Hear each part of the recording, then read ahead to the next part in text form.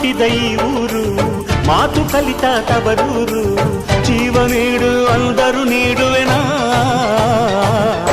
ಹೇರುಕ್ಕಮ್ಮ ನಮ್ಮ ಊರಮ್ಮ, ಹೇರುಕ್ಕಮ್ಮ ನಮ್ಮ ಮಾತೆ ಮಾತಮ್ಮ.